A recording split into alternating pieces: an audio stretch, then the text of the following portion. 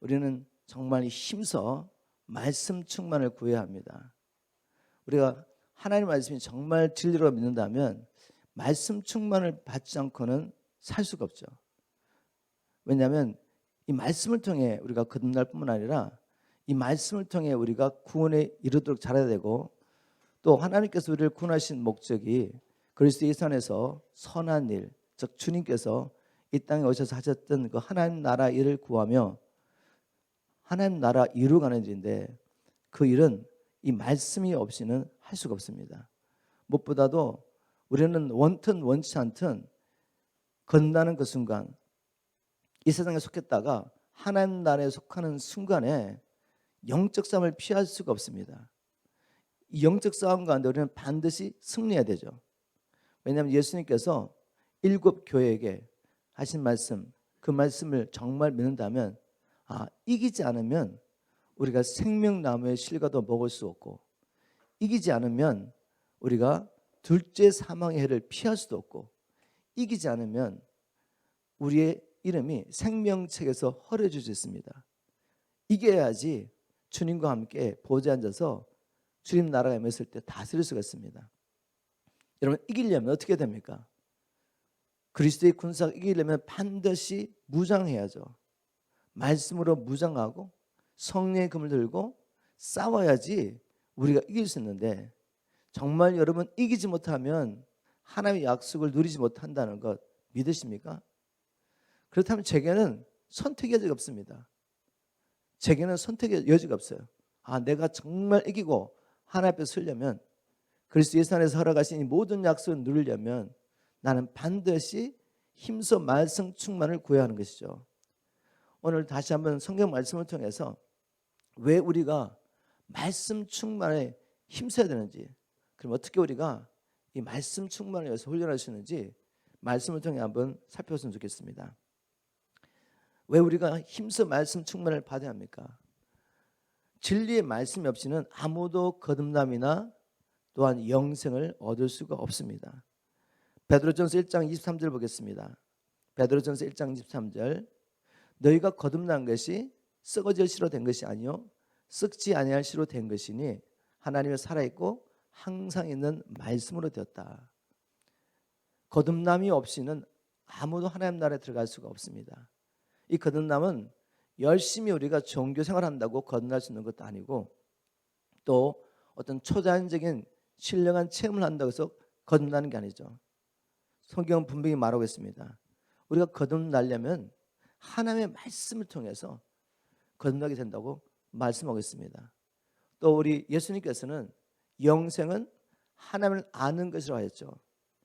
하나님을 알아야지 우리가 영원한 생명을 얻을 수 있는데, 우리가 어떻게 하나님을 알고 영생을 얻을 수가 있습니까? 하나님께서 계시하지 않으시면 우리는 절대로 하나님을 알 수가 없어요. 어떻게 개가 우리의 마음을 알 수가 있겠습니까? 개는 절대로 우리의 마음을 알 수가 없는 거죠. 저 존귀하신 하나님, 하늘과 땅을 창조하신 그 놀라신 하나님의 마음을 우리가 어떻게 헤아릴 수가 있겠습니까? 성경은 이렇게 기록하고 있습니다. 오직 성령을 통해서 이것을 우리에게 계시하신다고 말씀하셨죠. 그러면 성령님께서 우리가 알아들을 수 있게 어떤 방법으로 하나님을 계시하셨습니까?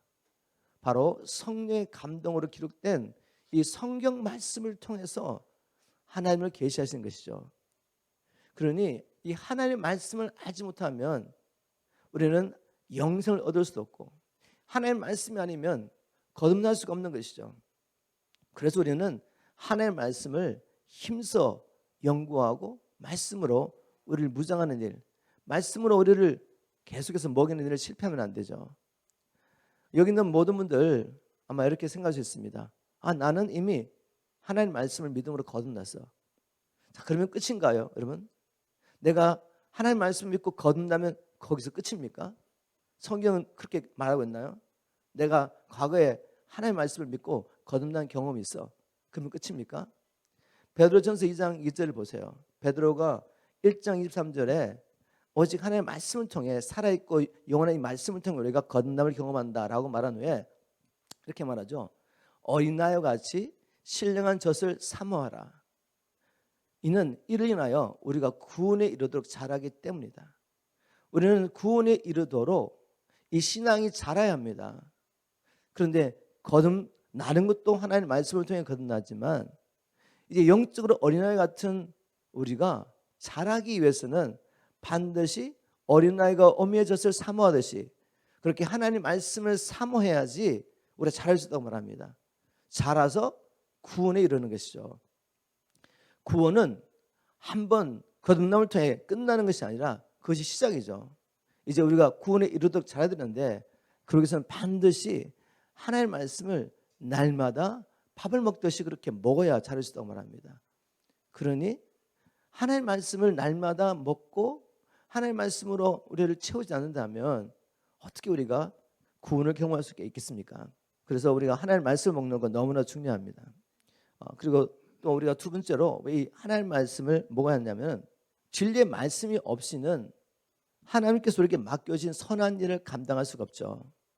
성경은 하나님께서 왜 우리를 구원하셨다고 말하고 있습니까? 성경은 하나님께서 우리를 구원하신 목적, 그것은 선한 일에 열심하는 친백성 되게 하려 하심이라. 제가 한번 에베소 2장 8절부터 10절을 한번 읽어보겠습니다. 너희가 그 은혜를 인하여 믿음으로 말미암아 구원을 얻었나니 이것이 너에게서 난 것이 아니요 하나님의 선물이라. 행위에서 난 것이 아니니 이는 누구든지 자랑치 못하게 함이니라. 우리는 거저 이 말씀을 여기까지 읽고 끝내버리는 거죠.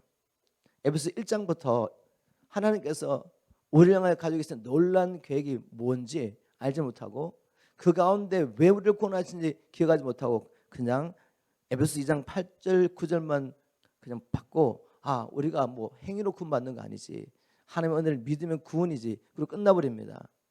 근데 여러분 에베소서를 처음부터 끝까지 쫙 보십시오.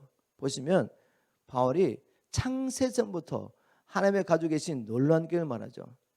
창세전에 하나님은 저와 여러분을 하나님의 자녀가 되도록 계획하셨습니다. 계획하신 그 하나님께서 원하셨던 게 뭐죠? 우리 성경 전체를 보면 바로 우리를 자기 자녀 삼으시고 하나님이 창조하신 이 땅을 우리에게 맡겨주시며 우리에게 정복하고 다스려서 하나님 나라 이루라고 말하죠. 그리고 하나님께서는 이 하나님 나라가 완성됐을 때 자기 자녀 우리들에게 이 땅을 주셔서 다스리게 하십니다. 이제 결국 하늘과 땅이 그리스도 예수 안에서 통일될 것이라고 에베소 1장 10절에 말씀하시죠. 그런데 그 과정 가운데 필요한 게 무엇이었습니까? 이런 목적으로 창조한데도 불구하고 사람이 우리를 향하신 하나님의 계획을 믿지 않는 것입니다. 이 선하시고 기하신 놀라신 계획을 믿지 못하고 마귀가 던져진 말을 듣고 하나님 없이 내가 내 스스로 내 인생을 살아보려고 우리는 하나님을 떠난 사람이죠. 그래서 하나님의 창세전의 계획이 이루어지려고 바로 독생자 예수 그리스도의 피를 통해 우리를 구속하겠다고 말씀하시죠. 주님께서 2000년 전에 오셔서 우리가 지불할 수 있는 죗값을 지불하고 우리를 죄와 사단의 권세에서 해방하셔서 또 하나님의 진노에서도 구원하시고 해방하셔서 우리를 향하신 주님의 뜻이 이루어지도록 다 이루셨습니다. 그런데 그 일이 이루어지려면 또 누가 필요하죠? 성령 하나님께서 우리에게 이런 아버지 하나님의 계획, 구원 계획을 알려주지 않으시면 아무도 죄를 알 수도 없고 내가 왜 구원이 필요한지도 알지도 못합니다. 성령께서 오셔서 복음을 전하는 하나님의 사람들을 통해서 우리가 복음을 들을 때 깨닫게 하시죠. 회개가 돌아서 우리가 구원을 받게 됐습니다. 그래서 우리는 창세전에 하나님께서 계획하신 이 선한 일 이루도록 하나님이 우리를 구원하신 것을 믿는 것이죠. 2장 10절에 바로 이렇게 말씀하시죠. 우리는 그의 만드신 바라 그리스도 예수 안에서 선한 일을 위하여 지음을 받은 자니 이는 하나님의 전에 예배하사 우리를 그 가운데 행하게 하심이라. 바로 이 일을 위해서 우리를 구원해 주셨습니다. 여러분 이것을 믿으십니까? 선한 일을 행할 수 있도록 우리를 그리스도 안에서 구원하신 것이죠. 그러면 구원받으면 자동적으로 선한 일을 할 수 있습니까? 그렇지 않죠. 우리가 선한 일을 할 수 있도록 온전케 되는 일이 필요합니다. 하나님께서 이를 위해서 모든 선한 일을 행할 수 있도록 준비하기 위해서 주신 게 뭡니까 여러분? 하나님의 은혜 통로 말씀이죠. 오늘 우리가 요즘 말씀 너무나도 잘 알고 다 외우는 말씀. 근데 여러분 이거를 정말 믿으십니까? 모든 성경은 하나님의 감동으로 된 것으로 교훈하고 책망하고 바르게 하고 의로 교육하여 이는 이렇게 하는 이유는 하나님의 사람으로 온전케 하며 모든 선한 일을 행하기에 온전케 하라 하심이라. 즉 다시 말해서 말씀을 통해 교육받고 책망받고 바르게 우리가 변화되지 않으면 하나님께서 주신 이 선한 일을 감당할 수 없다는 거죠. 여러분 이걸 정말 믿으시면 내게 맡겨진 선한 일을 이루기 위해서 우리 뭐 하겠습니까? 우리 최선을 다하여 하나님 주신 은혜의 통로 이 말씀으로 우리를 양육하고 훈련하고 무장하는 것입니다. 여러분 이거 해도 되고 안 해도 되는 일입니까? 이 선한 일? 이 선한 일은 거듭나지 않은 사람도 양심적으로 착하게 사는 것, 그리고 또 다른 사람을 위해서 인류애를 가지고 자기를 희생하면서 이렇게 다른 사람을 도와주는 것, 이걸 말하지 않습니다. 이 선한 일은 거듭난 자만 할 수 있는 일, 성령을 받은 자만 할 수 있는 일, 하나님의 자녀가 돼야지 예수 그리스도의 이름의 권세를 할 수 있는 일이죠. 그것은 바로 마귀의 권세에서 고통당하는 이 영혼들을 하나님께로 인도하는 것입니다. 이 땅에 태어난 사람에게 가장 필요한 게 무엇이겠습니까? 어차피 우리는 이 땅에 태어나서 죽을 것입니다. 많이 살아봤자 100년, 120년. 그런데 죽음 위에 뭐가 있습니까? 한 번 죽는 것은 사람에게 정한 것이고 그 후에는 심판이 있으라 하셨는데, 육체를 벗고 난 다음에 심판을 받고 어떤 사람은 하나님과 함께 하나님 나라에서 영혼을 보내게 되고, 어떤 사람은 하나님을 믿지 않고 하나님을 거부하고 하나님께서 그를 구원할 수 있게 가신 이 사랑의 복음을 믿지 않고 거부함으로 영혼이 하나님 없는 곳에 떨어지게 되죠. 그러니 인생에 있어서 가장 중요한 일이 무엇이겠습니까? 우리가 사랑하는 자녀에게, 또 주위에 있는 이웃에게, 우리가 아끼는 사람에게 줄 수 있는 최고가 무엇이겠습니까? 복음 전하는 일 아니겠습니까? 바로 이 일을 선한 일을 하는 것이죠.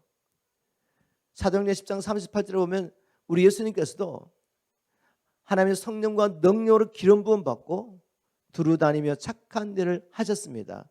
그 착한 일이 뭐죠? 마귀에게 붙잡혀 고통당하는 이 영혼들을 고쳐주신 것이죠. 바로 이 선한 일, 이 선한 일을 하라고 우리를 불러주시는데, 이거 해도 되고 안 해도 되는 일입니까? 그렇지 않습니다. 성경에 보니까 요한복음 5장 28절부터 29절 보면 이를 기이 여기지 말라. 이제 마지막 때 모든 사람들이 부활한 때가 옵니다. 그때 무엇을 기준으로 어떤 사람은 영생을 얻고 어떤 사람은 영벌을 받게 됩니까? 주님 분명히 말씀하셨어요. 선을 행한 자는 생명의 부활로, 악을 행한 자는 심판의 부활로 나오리라. 모든 육체가 부활하는데 두 가지 운명을 경험하게 된다는 것입니다. 생명을 얻고 하나님 나라에 들어가는 자, 또 영원히 죽지 않을 몸으로 부활해서 심판을 받기 위해서 부활하는 자. 기준이 뭐죠? 선을 행했느냐 악을 행했느냐. 이 성경이 말하는 선과 악의 기준은 윤리적이냐 도덕적이냐 이걸 묻는 게 아닙니다. 기준은 하나님의 뜻을 따라 살았느냐 그렇지 못했느냐죠. 선과 악의 기준이 하나님의 뜻입니다. 아담이 지음을 받고 난 다음에 죄를 짓지 않았는데 주님께서 이렇게 말씀하십니다. 사람이 독처하는 것이 좋지 못하다. 그래서 하나님 하시는 뭐죠? 아담 안에서 여자를 만들어서 아담과 하와가 연합하여 가정을 이루게 하며, 하나님께서 아담에게 허락하신 이 창조의 목적을 이루도록 하나님께서 도와주시죠. 창조의 목적이 무엇입니까? 생육하고 번성하여 땅을 정복하고 다스리는 것입니다. 이 일을 아담 혼자서 감당할 수 없었던 거죠. 그래서 선하지 못하다고 말한 것입니다. 성경에 보니까 선과 악의 기준이 하나님의 뜻인 거죠. 저와 여러분을 향하신 하나님의 뜻이 있습니다. 우리가 주님 안에서 구원받기 전에는 이 뜻을 따라 살 수가 없죠. 절대로. 왜? 태어날 때부터 죄와 사단의 권세로 태어나서 하나님의 뜻을 알아도 하나님을 섬길 수 없는 죄의 노예, 마귀의 노예였죠. 물론 하나님의 뜻을 알 수도 없고요. 거듭나지 않은 사람이 어떻게 하나님의 뜻을 알겠습니까? 바로 그런 우리를 그리스도 예수 안에서 구원하시고 이제는 새 생명을 주시며 새 영을 부어주시고 예수 그리스도의 권세를 주시며 성령의 능력을 허락하시고 이 선한 일에 열심하는 하나님의 친백성이 될 수 있게 하신 것이죠. 그런데 이게 자동적으로 되는 게 아니라니까요, 여러분. 우리가 하나님이 주신 은혜의 통로를 통해서 준비해야 됩니다. 선한 일을 행할 수 있도록 준비하셔야 돼요. 오늘의 주제를 통해 보면 가장 중요한 것은 말씀으로 무장한 일입니다. 어떤 방법을 통해든지 여러분이 말씀으로 무장하고 이 선한 일을 행할 수 있도록 준비하셔야 되는 거죠. 우리가 하나님께서 맡기신 선한 일을 감당하기 위해서도 말씀으로 무장해야 되지만 또 중요한 건 뭐죠? 거듭나는 그 순간 우리는 더 이상 이 땅에 속한 자가 아닙니다. 우리가 태어날 때는 이 땅에 속한 자이죠. 그런데 이 땅에 속한 자를 거룩한 목적을 위해서 불러주신 자가 교회입니다. 고린도전서 1장 2절에 교회 정의 내리죠. 하나님을 위해서 부름을 받은 자, 거룩하게 된 자. 거룩하게 된 자는 이 말의 의미는 특별한 목적을 위해서 세상에서 부름을 받은 자, 예수를 그리스도 주라고 고백하는 자, 바로 이분이 교회죠. 저와 이름이 교회입니다. 우리가 교회가 되는 순간에 어떻게 됩니까? 요한복음 15장 18절에 우리 주님께서 제자에게 말씀하시죠. 세상에서 우리가 핍박을 받을 것을 주님께서 미리 예언하십니다. 제자들에게. 너희가 세상에 속하였다면 세상이 너희를 사랑할 것이지만 이제는 세상에서 부름을 받아서 주님의 것이 됐기 때문에 세상이 주님을 미워한 것처럼 너희도 미워할 거라고 말했죠. 우리는 이 땅에 태어나서 이제 주님의 자녀로 거듭나는 그 순간에 소속이 하나님 나라에 속했기 때문에 그때부터 이 땅의 임금과 또 그를 따르는 어둠의 세력들과 전쟁을 피할 수 없습니다. 지금 우리가 잘 아는 우리 조국 여전히 70년 이상 남북이 지금 휴전 중 휴전. 전쟁이 끝나지 않았다는 것이죠. 너무 오랫동안 전쟁이 없었기 때문에 어린 자녀 세대들은 전쟁이 뭔지도 모르죠. 그냥 평안을 누리고 있으니까 모르고 있는 것입니다. 그러나 휴전이에요. 아직 전쟁이 끝나지 않았기 때문에 여전히 북쪽에서도 전쟁 준비를 하면서 백성들이 굶어 죽기나 말거나 전쟁의 승리라고 준비하고 있고, 또 우리 대한민국에도 얼마나 많은 군인들이 있습니까? 얼마나 많은 돈이 새로운 무기를 마련하고 또 병사들 훈련시키는 일에 쓰고 있습니까? 왜 이렇게 준비하고 있습니까? 전쟁이 끝나지 않았기 때문에. 여러분, 영적 전쟁은 여러분 죽으실 때까지 끝나지 않아요. 여러분, 이 영적 전쟁을 위해서 준비하고 있습니까? 원하든 원치 않든 우리는 날마다 끊임없이 어떤 형태로든지 싸움이 있습니다. 이 싸움을 준비하고 계시나 이거죠. 이 싸움을 위해서 무장하고 계십니까? 바울은 에베소서를 시작하면서 우리를 향하신 하나님의 놀라운 계획을 선포하고 그 계획이 어떻게 그리스도 예수 안에서 이루어지는지를 쭉 이야기하다가 이제 내가 정말로 너에게 이르노니 라고 말하면서 뭐하죠? 하나님의 전신갑주를 입으래요. 그래야지 이 악한 날에 하나님의 뜻을 행하니 우리가 설 수 있다고. 그리고 전신갑주를 합니다. 진리로 허리를 띠고 의의 흉배를 붙이고 그리고 복음으로 신을 신고 구원의 특을 쓰고 믿음의 방패를 들고 성령 안에서 무시로 기도하며 하나님의 전신갑주과 싸우라고 말하죠. 자, 여러분, 전신갑주, 영적 싸움에 승리하기 위해서 우리가 입어야 할 무장 그리고 우리의 무기 자세히 보면 다 뭐죠? 말씀이다. 말씀. 진리가 무엇입니까? 하나님의 말씀이죠. 진리로 허리띠를 떼야 되는데 의의 흉배, 우리가 어떻게 하나님 앞에 의롭다함을 받을 수 있습니까?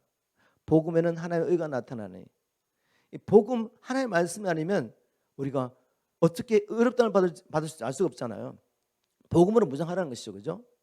그리고 또 복음으로 신을 신고, 신도 복음이에요. 우리가 복음으로 하나님과 화목하지 않으면 평안이 없죠. 평안이 없이 어떻게 영적 싸움을 싸웁니까?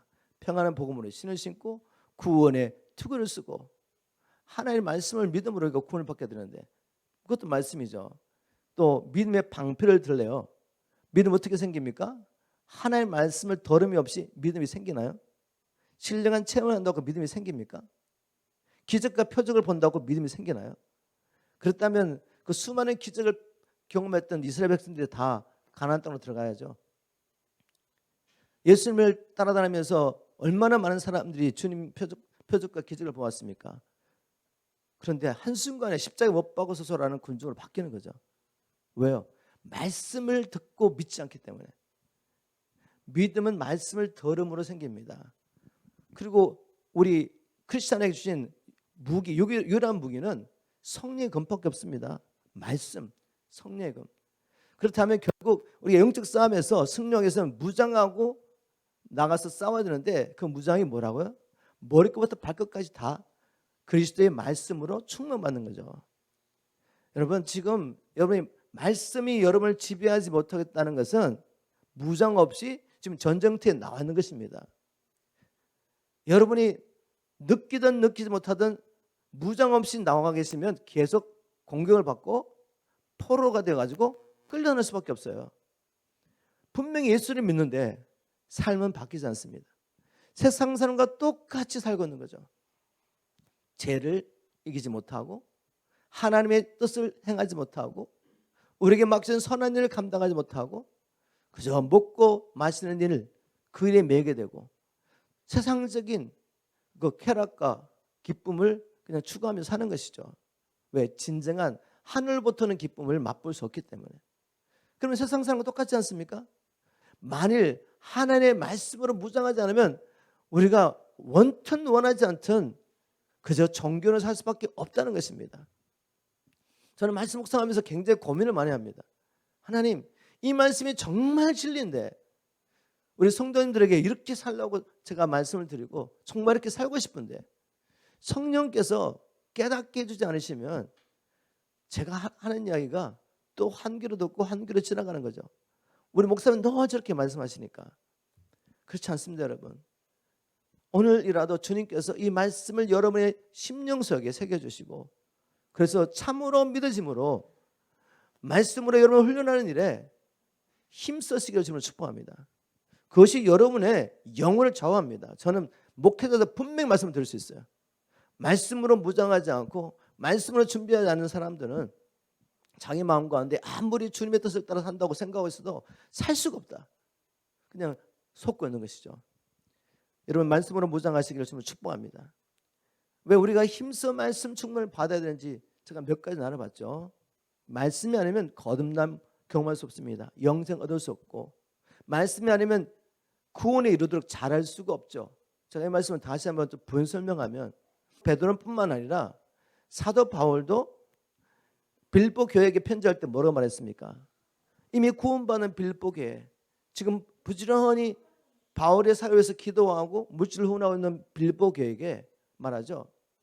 항상 두렵고 떨림으로 너의 구원을 이루어 가라고. 우리 구원 이루어야 합니다. 그리고 여기서는 신령한 젖을 사모해야 되죠.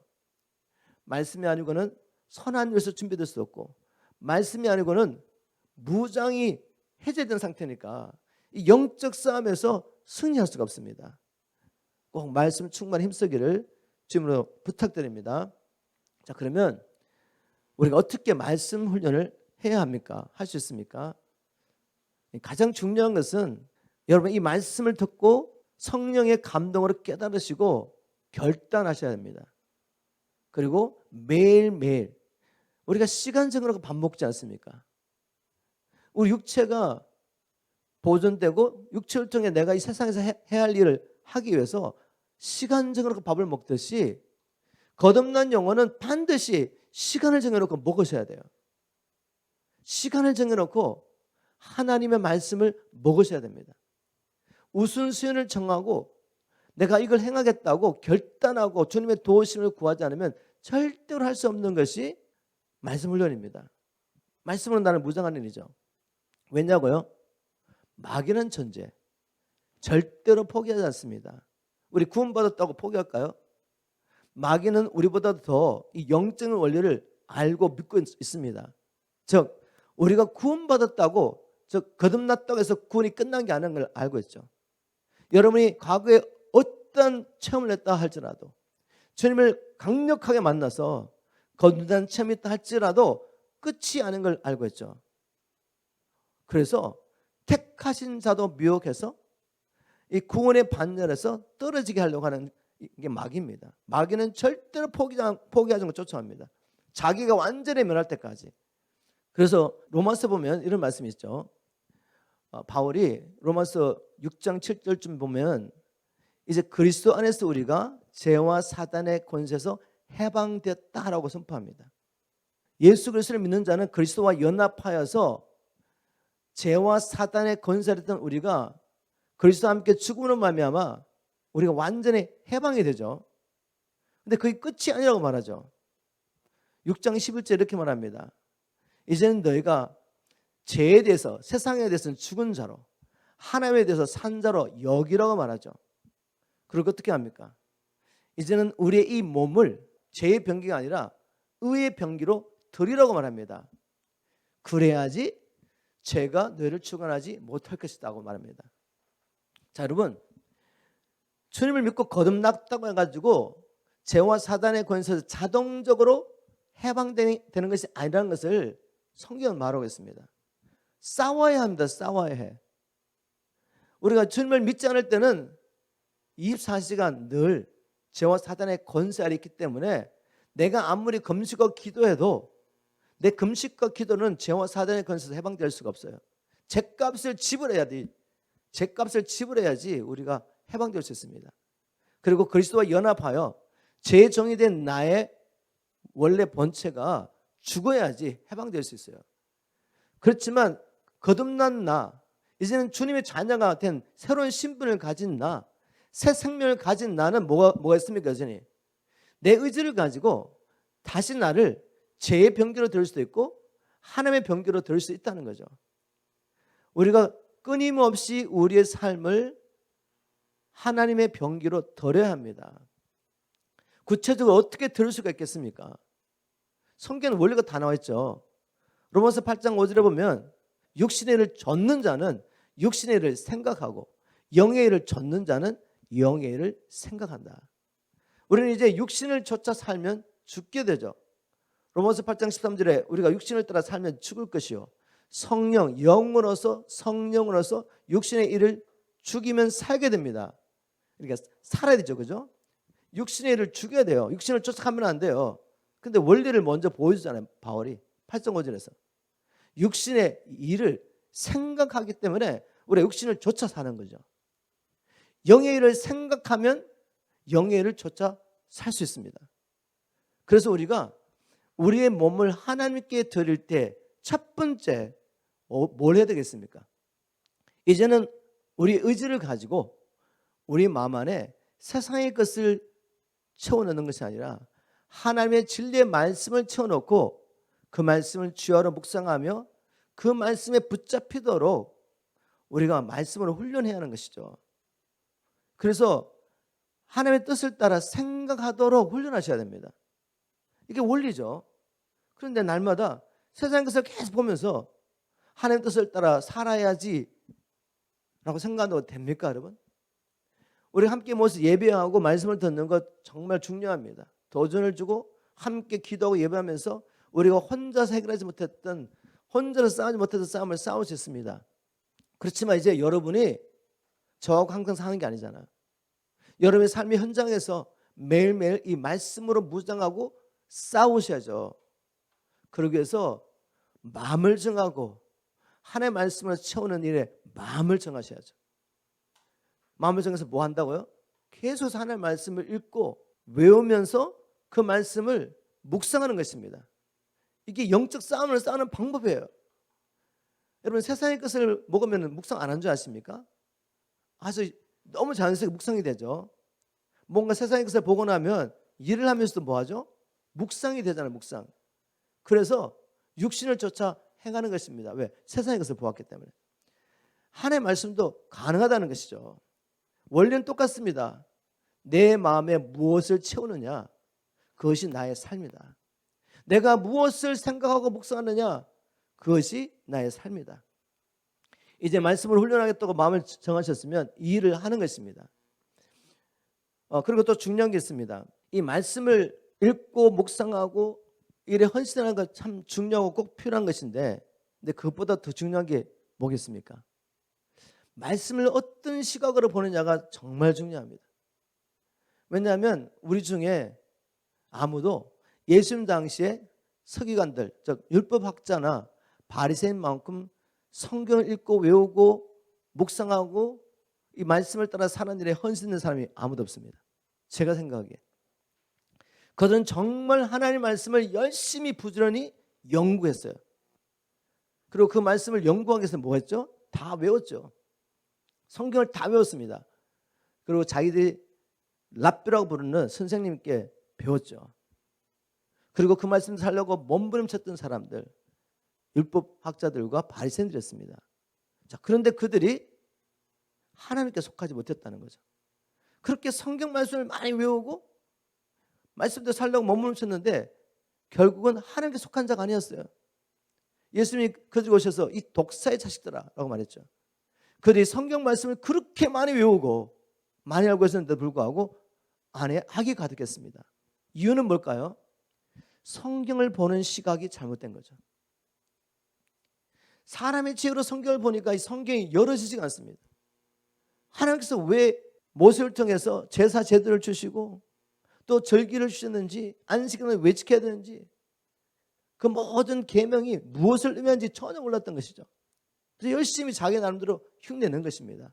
그런데 그 일이 오히려 하나님을 대적하는 일이었고 하나님의 백성들을 천국으로 인도하기보다는 오히려 자기들이 성경을 잘못 해석했기 때문에 자기도 천국에 안 들어가고 천국에 들어가려고 하는 사람도 막 막았던 거죠. 그래서 우리가 성경을 연구하는 것도 중요하지만 어떤 시각을 가지고 성경을 연구하는지가 더 중요하죠. 성경에는 성경을 이렇게 풀어라고 다 기록되어 있습니다. 예수님께서 바리새인과 율법학자들을 바라보시면서 요한복음 5장 39절 이렇게 말씀하시죠. 너희는 이 성경에서 영생을 얻는 줄 알고 부지런히 성경을 상고하거니와 이 성경이 곧 나에 대해서 기록한 것이다. 그런데 너희들이 내게 오기를 원치 않았다라고 말씀하시죠. 바리새인들이 성경을 부지런히 연구했습니다. 영생을 얻으려고. 그런데 이 성경을 볼 수 있는 시각이 없었던 거죠. 모든 성경은 예수 그리스도를 통해서 우리를 구원하시는 하나님의 구원 계획을 보여주려고 기록한 것입니다. 예를 한 가지 들어보겠습니다. 하나님께서 안식을 거룩하게 지키라는 계명을 주셨죠. 그래서 이들이 안식을 부지런히 지키면서 그럼 안식을 어떻게 거룩하게 지킬까라고 자기 나름대로 이 말씀을 해석하고 여러 가지 또 다른 세부적인 규정을 만들었습니다. 그 중에 뭐가 있죠? 안식일 날은 특정한 거리 이상 걸어가면 안 되고 안식일 날은 일을 하면 안 되는데 병을 고치는 것까지도 일이라고 생각한 거죠. 요한복음 9장에 보면 예수님께 치유를 받은 사람이 안식일 날 치료받았죠. 나면서부터 소경된 자가 눈을 뜬 적이 없었던 거죠. 그런데 성경에 보면 메시아가 오면 이런 일이 날 거라고 성경에 다 기록되어 있습니다. 말씀을 통해 보면 이분이 메시아가 아니라면 나면서부터 소경된 자를 고칠 수가 없죠. 그런데 이 말씀을 다 치워버리고 자기들이 만든 교리죠. 규정에 따라 보니까 주님이 안식일을 범한 것입니다. 그 외에도 안식일을 범했다고 얼마나 많이 예수님 공개했습니까? 안식일을 치유했다고. 자, 그러면 안식일을 왜 주셨죠? 이제 우리가 모든 성경이 예수 그리스도를 통해 우리를 구원하시는 구원 계획으로 본다면 안식의 의미도 동일합니다. 성경에 보면 창세기 2장에 보면 예수님께서 모든 천지 만물을 창조하신 후에 안식하셨다고 되어 있죠. 아마 2장 3절쯤 될 것 같은데. 그런데 하나님께서 모든 천지 만물을 창조하시고 안식하셨는데 그 안식이 끼어진 이유가 뭐겠습니까? 하나님 지금 안식하고 있지 않습니다.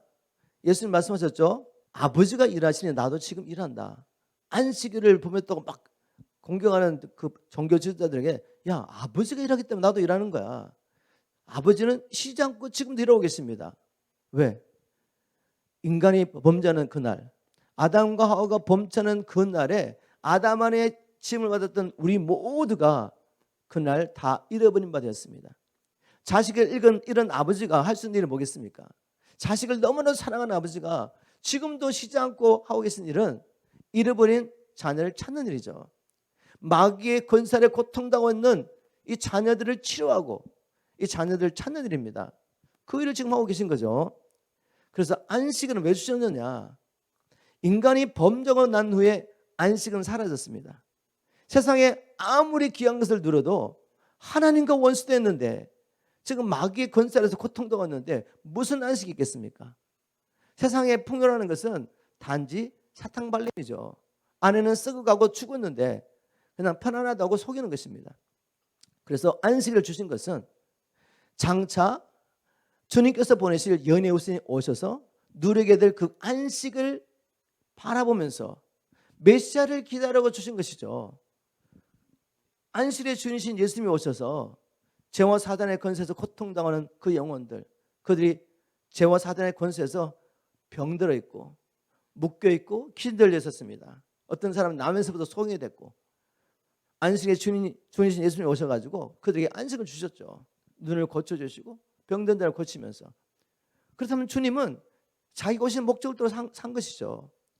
그런데 성경을 잘못 봤기 때문에 오히려 안식을 범했다고 예수님을 정죄한 것입니다.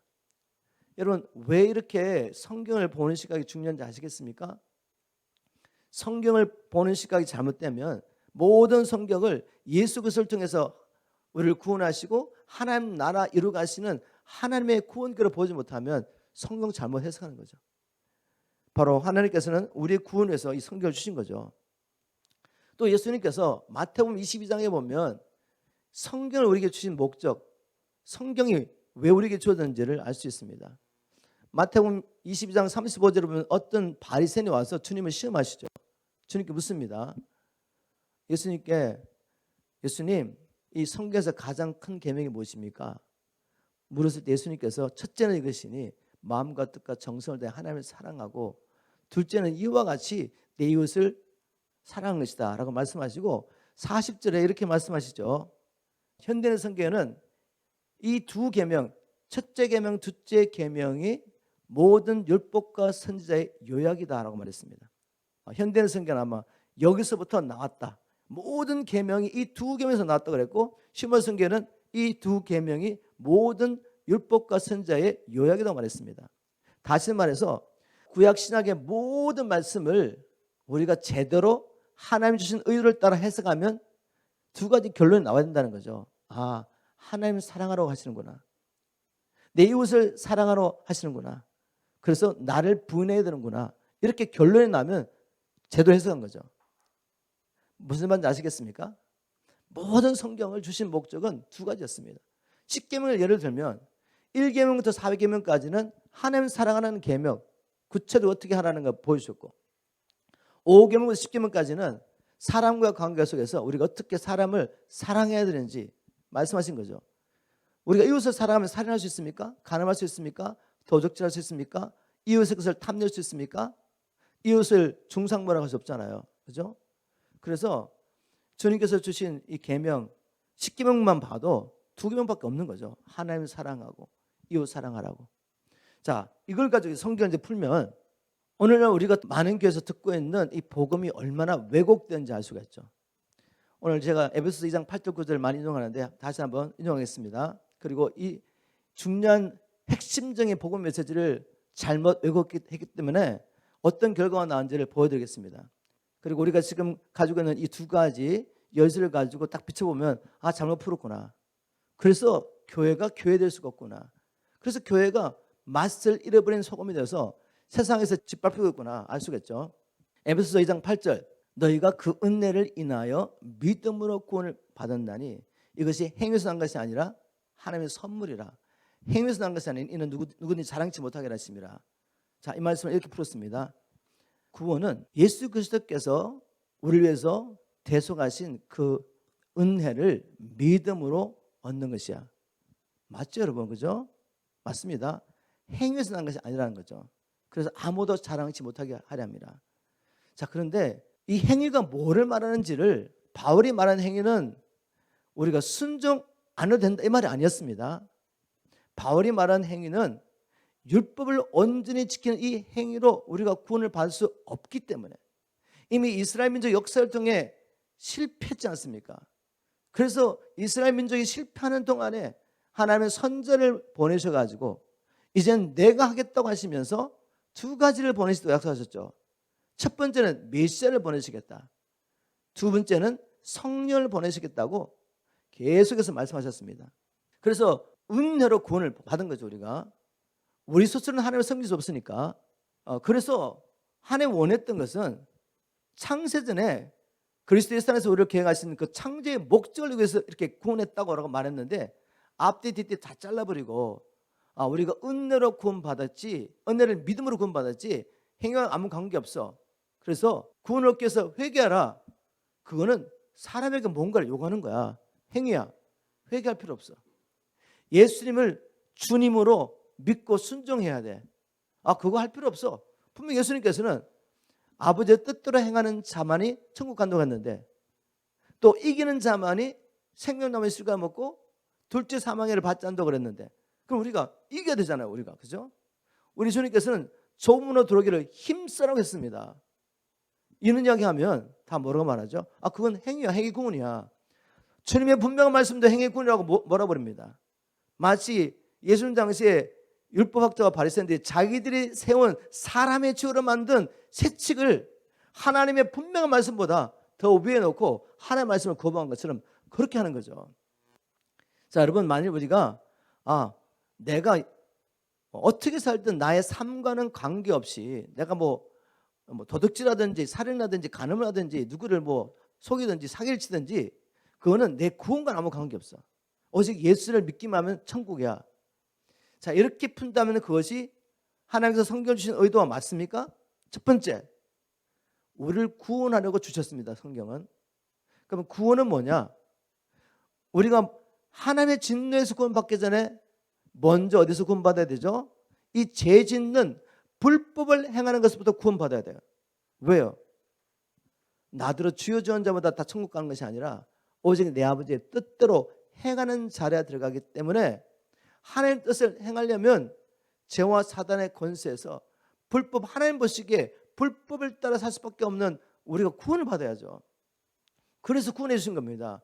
구원해 줬기 때문에 이제는 아버지의 뜻을 따라 우리가 연약해서 쓰러져 넘을 수 있죠. 그렇지만 우리를 땅에 주신 그 창조의 목적을 따라 이제는 하나님 나라를 구하며 잃어버린 저 영혼을 하나님께로 회복하는 일을 위해서 살 수가 있는 것입니다. 구원의 목적이 그건데 만약에 잘못 해석해버리면 어떻게 되죠? 여전히 죄 가운데 살고 있습니다. 거기 무슨 구원이 있습니까? 자기는 구원받았다는데. 복음으로 죄와 사단의 권세에서 구원을 받지 못한 자가 복음으로 나중에 하나님의 진노에서 구원 받겠습니까? 자기를 속이고 있는 것이죠. 거기는 구원이 없습니다. 하나님의 말씀대로 해석하지 않았기 때문에. 그리고 여전히 예수를 믿는다고 하면서도 자기 생각대로 욕심대로 살면 어떻게 됩니까? 그렇게 사는 삶을 통해서 하나님 사랑할 수 있습니까? 그것이 이웃 사랑하는 것입니까? 하나님께서 주신 모든 계명은 결론은 자기 부인하고 하나님을 사랑하고 이웃을 사랑하러 주신 건데 그렇게 해석했기 때문에 삶은 완전히 하나님이 말씀해 주신 반대로 사는 것이죠. 자, 이제 분별이 되십니까? 말씀을 왜곡했구나. 그 이유는 말씀을 주신 의도를 따라 풀지 않았기 때문에. 여러분, 이제 성경을 연구하되 왜 우리가 이 하나님의 의도를 따라 말씀 보는 것이 그렇게 중요한지 아시겠습니까? 그래서 우리가 말씀 훈련할 때 여러분이 누군가는 훈련을 받으셔야 됩니다. 하나님께서 왜 교회에게 사도들과 선지자들과 복음 전하는 자와 목사와 교사를 주셨습니까?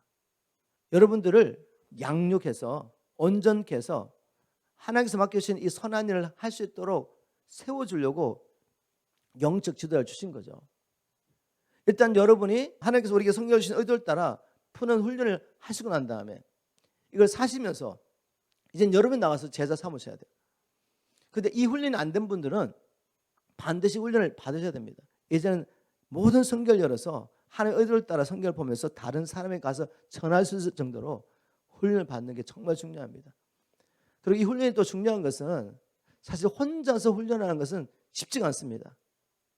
혼자서 하나님의 말씀을 보면서 시간 정해놓고 하려고 이제 한 몇 주는 가겠지만 이 동기부여가 안 되거든요. 일단 여러분이 훈련을 받고 하나님께서 붙여주는 영혼들을 섬기는 때까지 가지 않으면 자기 자신을 말씀으로 훈련하는 걸 쉽지가 않습니다. 제게도 하나님 주신 은혜가 바로 이 훈련을 받을 수 있는 기회를 주신 거죠.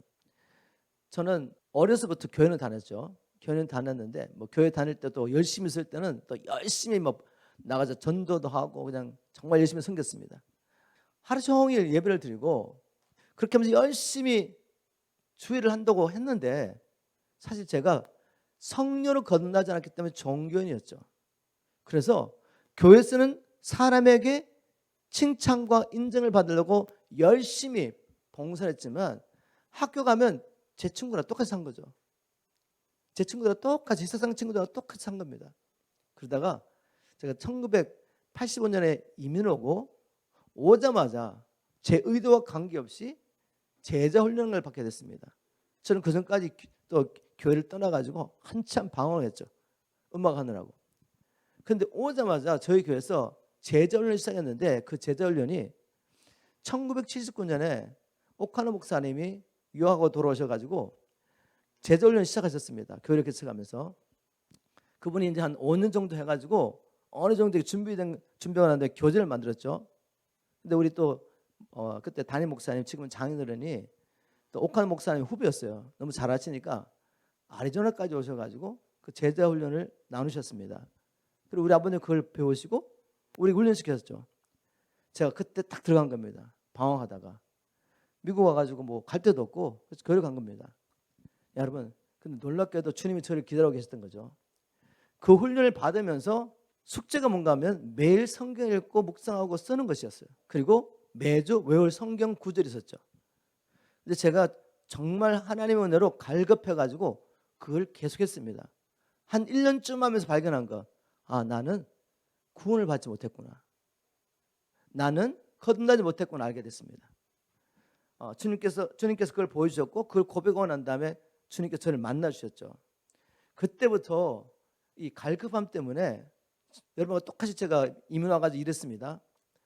제 직장에 있었고 또 우리 어머님 아버님 또 이민 오셔가지고 할 일 없어가지고 청소하셨는데 청소 따라다니며 도와주시고 도와드리고 그러면서 교회 생활하면서 그렇게 하면서 제가 지금 보니까 최소한 3시간, 4시간은 그냥 말씀 읽었어요.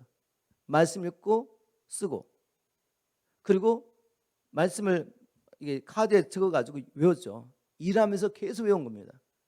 옛날에 와키타키 회사인데 거기다가 제 보이스로 성경을 계속 녹음해가지고 한국말 한 절, 영어 한 절 이렇게 계속 들으면서 성경을 외운 거죠. 누가 가르쳐준 게 아닌데 주님이 그렇게 마음을 주셨어요. 여러분 이게 한 1년, 2년, 3년 차니까 어떤 현상이 나타나냐면 물론 그렇게 하면서 어둠의 영도 드러납니다. 그때 제 몸이 완전히 망가져가지고 제 몸 안에 막 하여튼 병원 맨날 병원 다녔습니다. 제 몸도 너무 아프고 잠도 못 자면서 어둠이 드러나니까 왜 못 잤는지 잘 모르는데 지금 제가 돌아보니까 아 어둠의 영이 드러났구나. 그 3, 4년을 그렇게 싸우면서 근데 하나님은 포기하지 않고 계속 말씀 훈련을 시키더니 이 3, 4년 차니까 여러분 그 다음에 일어나는 현상이 뭔지 아세요? 말씀 그대로 납니다. 이 하나님의 말씀을 통해 우리를 온전케 하셔서 모든 선한 일을 행하게 하시죠. 이제 제가 이제 가지고 있던 은사가 뮤직이었으니까 찬양팀을 만들었죠. 찬양팀을 만들어 가지고 그룹 사운드를 만들어서 그때 뭐 기타도 못 치던 때 교회 안에서 일렉트릭 기타, 베이스 기타, 드럼까지 갖다 놓고 찬양을 했습니다. 그런데 찬양이 들어왔는데 갑자기 말씀이 쏟아져 나오는 거죠. 막 말씀이 쏟아져 나오면서 성도들에게 우리 기도합시다라고 말하고 선포하는 거죠. 그리고 막 기도를 하는데 하나님의 말씀을 따라 기도를 막 하는 거죠. 그러고 난 다음에 이제 청년끼리 모여가지고 수련을 하는데 모닥불 펴놓고 대화하잖아요, 그죠? 근데 저도 모르게 말씀이 쏟아져 나오는 거죠. 그리고 이게 너무 뜨거우니까 어쩔 수 없이 대학교 가서 유학생들에게 이제 한국말밖에 모르니까 유학생들 복음을 전하는데 사람들이 복음을 듣고 따라오는 거죠. 정말 이혼했던 가정이 이 복음을 듣고 회복되고 그들 통해 바이블스터디가 시작되고 그리고 어느 순간에 보니까 저희 집에 교회가 시작됐더라고요. 사람들이 모여가지고 그래서 선교단체가 세워지고 지금도 제가 동일한 방법으로 사용하고 있습니다. 저는 이 하나님의 말씀이 진리라고 저는 확신한 사람이죠. 여러분 제가 여러분에 도전합니다. 한 번밖에 없는 인생인데 그냥 교회 왔다 갔다 하시면서 세상상 똑같이 목과 사지에 매여가지고 사시겠습니까? 저는 인생이 너무 억울하다고 생각합니다. 그렇게 살면. 꼭 여러분 말씀 훈련 받으시고 하나님께서 이 땅에 교회를 주셨으니 오늘 우리가 찬양 가운데도 선포했지만 주님 이 산지를 우리에게 주십시오. 이 땅을 우리에게 주십시오. 열방을 향하여 우리가 복음 들고 가기를 소원합니다. 성도들과 함께. 저는 열방을 다녔습니다. 제가 하나님 앞에 기도하는 건 뭔가 하면 주님 나만 가지 말고 우리 성도들 함께 갈 수 있게 도와주십시오. 재정이 문제겠습니까? 여러분 재정 계산하시면 어떻게 성경합니까? 자 여러분 돈이 문제가 아니에요. 환경이 문제가 아니에요. 중요한 것은 내게 무엇이 가장 중요하냐. 거기다가 생명을 걸면 하나님의 뜻을 행하려고 생명을 걸면 그 다음은 내가 하는 것이 아니라 주님이 하십니다. 전도? 무슨 말 할지 모르겠다고요? 입을 한번 열어보세요. 분명히 주님이 말씀하십니다. 역사가 일어나죠. 저와 여러분이 이 마지막 때 말씀으로 무장하고 영적 싸움에서 승리할 뿐만 아니라 우리에게 주신 사명 많은 영혼들을 주님 앞에 인도하며 주님 오실 길을 예배하는 저와 여러분 되기를 주님으로 축복합니다.